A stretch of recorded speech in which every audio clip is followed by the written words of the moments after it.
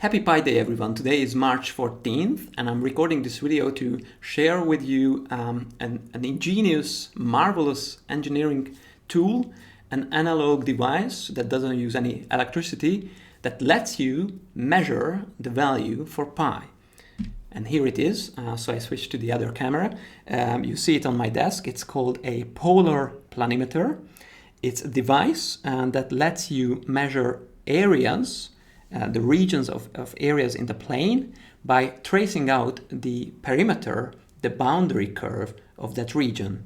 It consists of two arms that has respective pivot points, and you also see how, if I turn this arm about the pivot point, there is a wheel down there that rotates, that turns, and indeed this is the wheel that's doing the measurement. It drives that helix gear there, which turns the dial by 1 unit for every full turn of the little wheel. So it's counting the number of full rotations of the little wheel. Now the other arm, if I turn that around about the pivot point, you will find that then the wheel is just sliding, so that motion is not being picked up by the device. Okay, so let's go ahead and measure some areas. Let's start with this smaller square, which has a side length of 10 centimeters, so it's 10 by 10 centimeters, which gives us 100 square centimeters, to figure out what those units on the dial stand for. So I'll start from one of the corners to make it easier to detect. There I have the eyepiece with a little bullseye that lets me stick to the curve, to the perimeter. I'll set the device to 0, and then we start measuring. Let's see. So there we go. We are at 0, and I'll go clockwise. The direction doesn't really matter, but for this device to count areas as positive quantities, we need to go clockwise around the perimeter. So of course my hand is far from steady, but I'll try to keep it as close to the curve as I can to make the measurement accurate. And of course these tiny fluctuations that I make hopefully cancel out nicely or average out nicely. So in the end I'll get something close to 1. And indeed, if you look now, we moved over 1 unit along the dial, and if I can lift it carefully enough, you see also that in the tiny wheel there, we are back at 0. So 1 unit along the dial measures 100 square centimeters.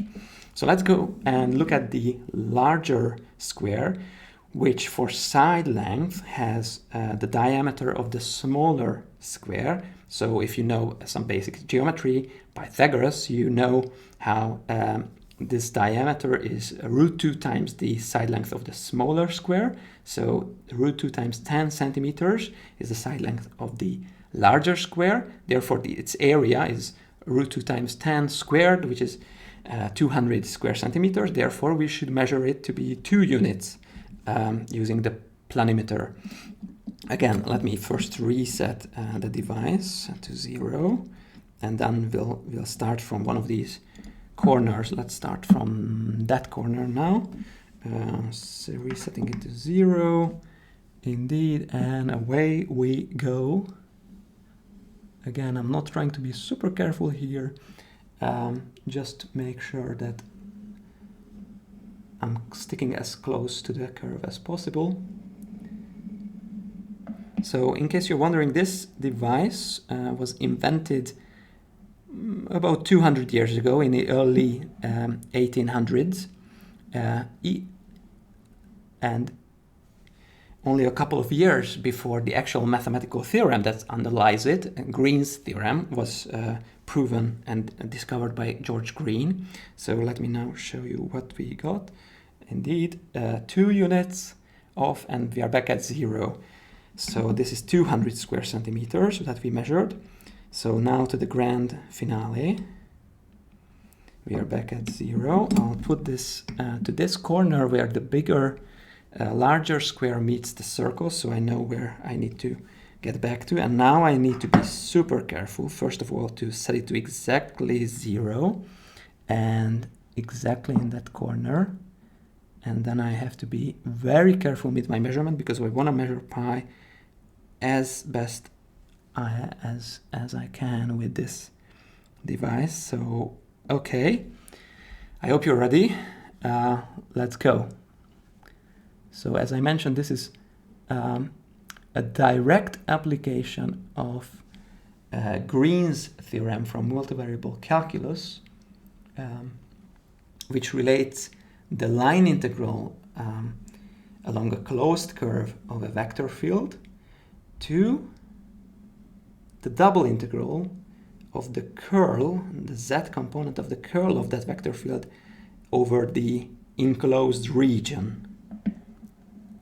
And the planimeter effectively uses a certain vector field for which the curl, z component of the curl is just 1.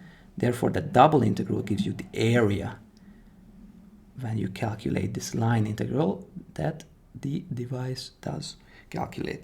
Okay, so what did we get? Between 3 and 4, I can already see. I'll try to be very careful at removing this pin and then lifting it up because I see it is between 3 and 4, and then we have 1 point, I think that's 3, so 3.13 that is, and then I can get a third decimal by just checking where the tick marks on the left and right side align perfectly, which ones, counting from the bottom. And I think, if I look carefully, it is the 5th one where they align perfectly. They are of different scale, and this matching alignment of tick marks lets you come up with the third figure after the decimal point. So I say it is 3.135 is what we got for pi. So let me record that. So our planimeter measurement for pi is approximately 3.135, which, in case you are wondering, the error, the relative error this made, let me use my calculator to compute that. So here we have pi, and let's calculate what this relative error is. This is the difference, this is the absolute error, dividing by pi, and then multiplying by 100, I get in percentage, the relative error is about 0.2%, which is quite good, I say. So this is it. I hope you enjoyed this video, and if you can ever get your hands on one of these planimeters, go ahead and measure pi using a circle. I hope you enjoy Pi Day. See ya!